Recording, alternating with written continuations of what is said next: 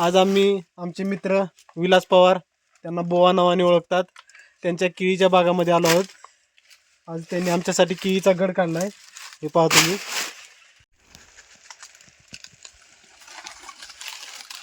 Without केमिकलमध्ये आता हे केळं पिकून खाणार आहेत आम्ही, नैसर्गिक पद्धतीने. कोणतेही यामध्ये केमिकल वापर करणार नाहीत. किती तुमची सांगा की किती शेती आहे, किती एकर बाग आहे हो तुमची? माझी 5 एकर बाग असून लागण खोडवर रडवा आहे. ओके. सरांना मी आता लागणीचं केळ खाण्यासाठी दिलेलं आहे. बिना केमिकलचं, बिना लागवडीची केळ आहे ती. खोडवा पीक आता जून जुलै मध्ये याला गड काढायला येणार नवीन. खूपच छान अशी केळीची बाग आहे. यामागं कष्ट देखील तसंच आहे. कष्ट केल्याशिवाय प्रामाणिक फळ भेटत नाही. हे पहा तुम्ही केळं. असे केळीचे घड लागले तर ही खोडवा केळी आहे. म्हणजे एक वेळी केळी येऊन तोडणी झाल्यानंतर परत दुसरी वेळ आल्यानंतर ह्याला खोडवा केळी म्हणतात. कशातल्या तिकडे गड आहे. अजून एक गड आहे तिकडं. बास की एवढे अहो, खायला कोण आहे एवढे माणसं? ती खराबच होऊन झाली. तुम्हाला नाही की घरी नाही, मी नेली 2 गड. नेले तुम्ही? बघा आमच्या मित्रांचा किती आग्रह आहे. एक गड काढलाय तरी अजून दुसरा गड काढून घेऊन जा म्हणते. तिथं घरी केळी खायला 2 माणसं आणि एवढी केळी खायची. आता पहा आमचे दिलदार मनाचे मित्र आहेत हे विलास पवार, बुवा माळकरी येतं.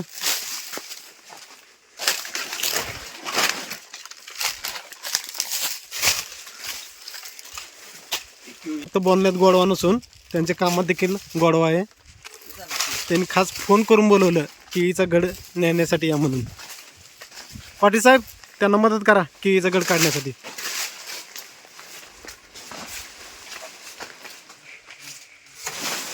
दम्मानी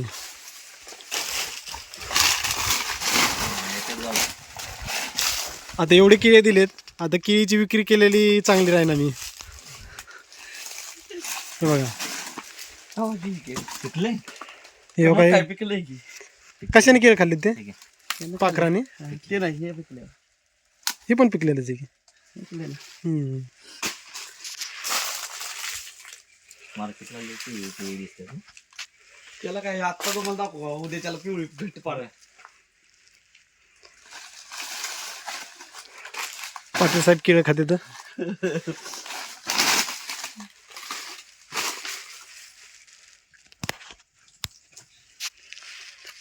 पाटील साहेब, आमचा व्हिडिओ घ्या केळी खाताना.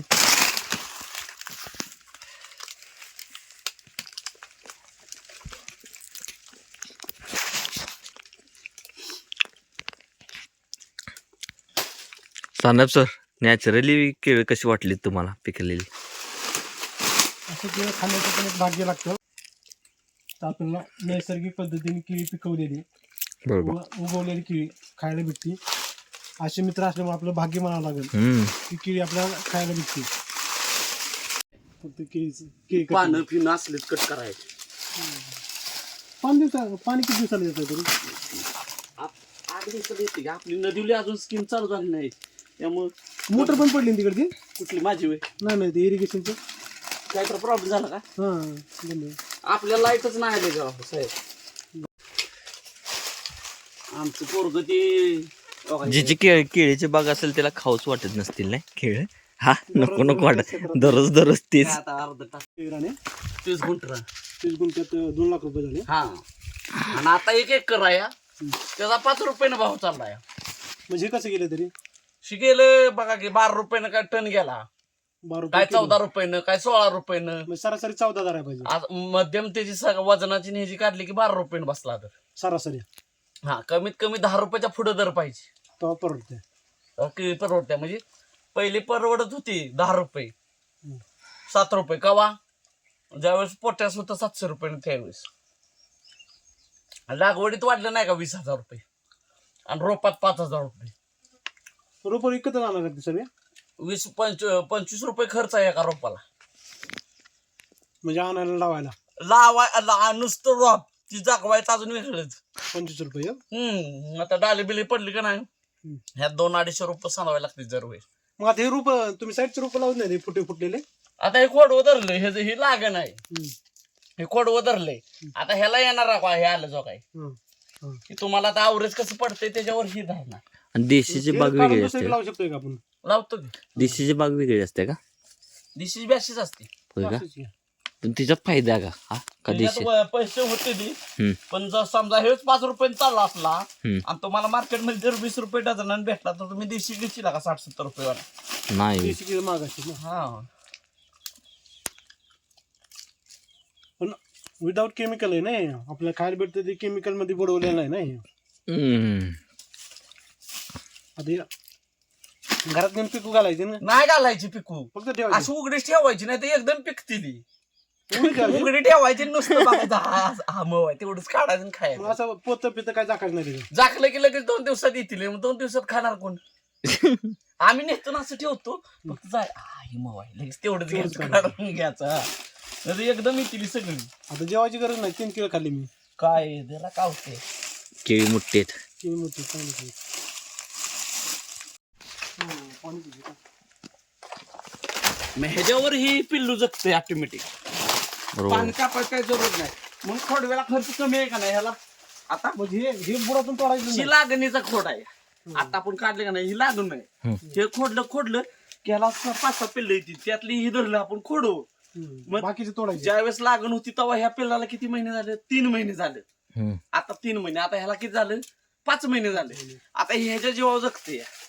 म्हणजे ह्यातलं पाणी त्यातलं पाणी खाली येतंय हे घेतंय पिल्लू खाते. आपण देतोयच की पण ज्यावेळेस आपण स्टॉप होतोय त्यावेळेस ती ह्याच्यातलं घेते. नॅचरली ह्याला आता खर्च कमी आहे ना. खर्च कमी त्याला.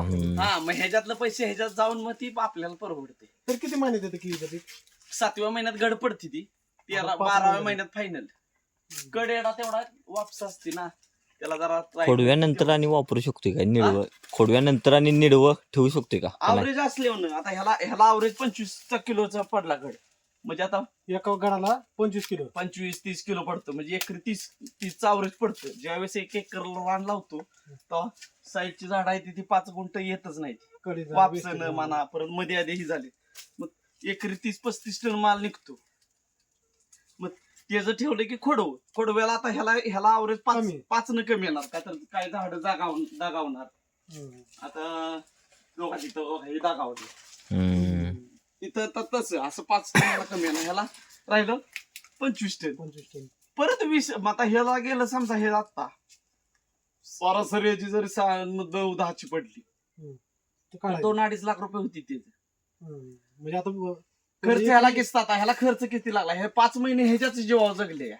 आता तुम्हाला 5 महिने जागवायचा या म्हणजे एकरी ह्याला 25 टन तरी पाहिजे. हा ह्याला आलं लागणीला तर ह्याला 20-22 लय चांगलंच पैसा. ह्याला किती येणार आता? ह्याला परत त्याच्यापेक्षा आणखी 5 टन कमी. पण ह्याला आता ही ह्याच्या जीवावर जाता ह्याला 1 महिना झालाय. आता ह्याला 5 महिने झाले तर ह्याला 1 महिना झाला. ह्याला घड पडणार तेव्हा ह्याला 2-2.5 महिने मग तिथे एकच झाड ठेवायचं ते दुसरं कापून टाकायचं. हो काढून टाकणार ना. चॉईस करणार अजून आम्ही कुठलं चांगलं असेल. आता अशी ओळखायची असते ती. अशी ओळखायची असते ती. आता हे चांगलं आहे हे ठेवायचं. असं मागणं फिरवलं की असं पांढरं लागते ती झाड सशक्त आहे म्हणायचं. सशक्त आता हे कापून असं परत नंतर असं काढायचं आणि हे सरळ कापून टाकायचं. मुळातच कापायचं ते. परत ह्याला पिल्ली दुसरी आली येते ती पण हे कायम स्वच्छ करत ठेवायचं. हा स्वच्छ ठेवायचं. मग ह्याच्यावर जगते ती बरोबर. म्हणजे आता एकदा लागवड केली की 3 पिकं घेताय म्हणायचं. 3-4 जसं वातावरण आवरेज पडल तसं आम्ही 4-4 वर्ष काय घेतली. ह्याला कसं आणि गड पडला नाही? तो आता खोडवा आहे त्याला आता 6-7 महिने झाले. आता ह्याला घड वाढलाय की पण ओके डेंडा फुगलाय आता. ओके त्याला घड पडल आता. ह्याला ना हा आता ती कोका पडलेलं तुम्हाला गड पडत ते कसं ओळखायचं? पडणार आता ह्याला गड त्याचं फुगलंय आता बघा वर फुगत येतंय आणि ते असं कोका बाहेर पडतो असा. त्याला आता ह्याच्या बरोबरच ही झाडाला पडलाय बघा ह्याला.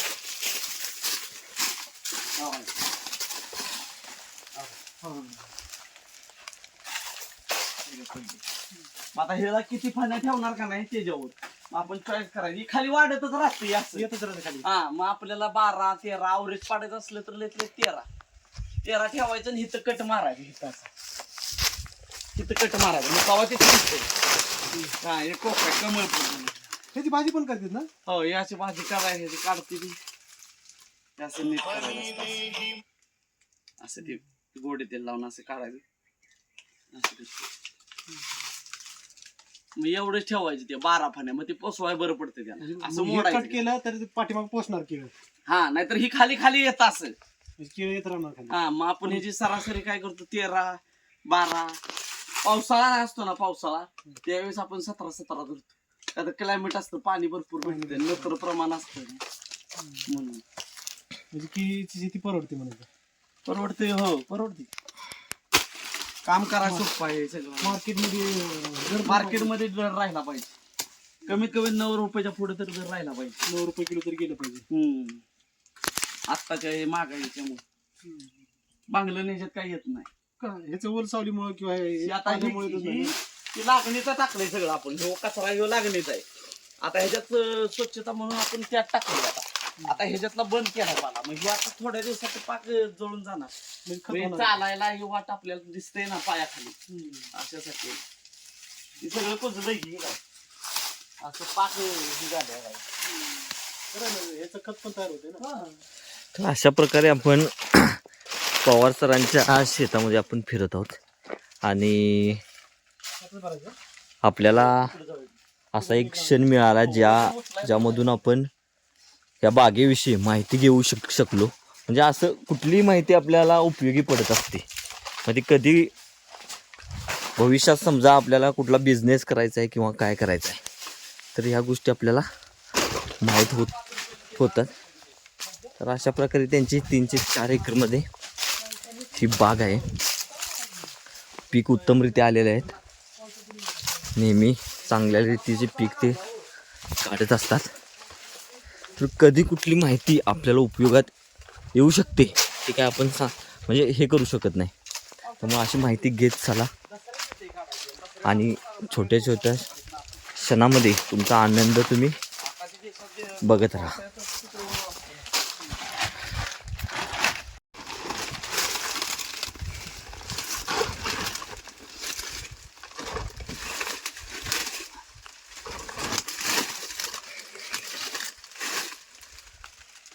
तर ही बघा एका फणीचं 5 किलो वजन आहे. एका फणीचं 5 ते 6 किलो वजन आहे वजन पडते.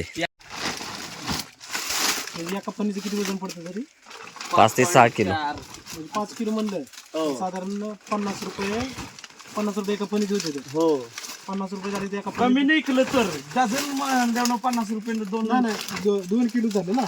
म्हणजे 2 डझन नाही काय. हो एक फणी जर 50 ला गेली तर 25 रुपये डझन गेली ना. हो खायचा दर आहे तो.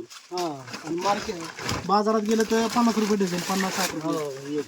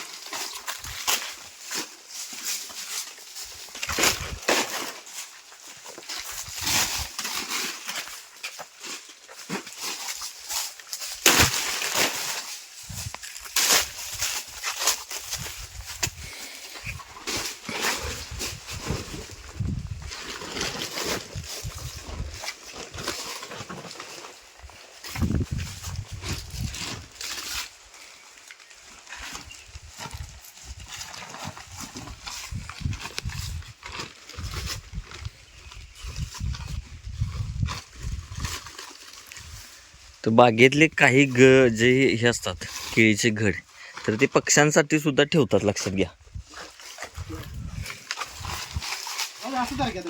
नाही जाणार चाहूल पडते ना.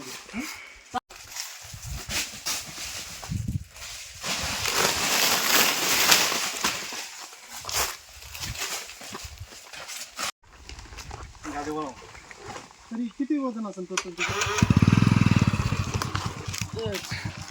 35 किलो 30 किलो मध्ये ठेवा. दमन दमन. हळू मी धरू का तुमचा व्हिडिओ?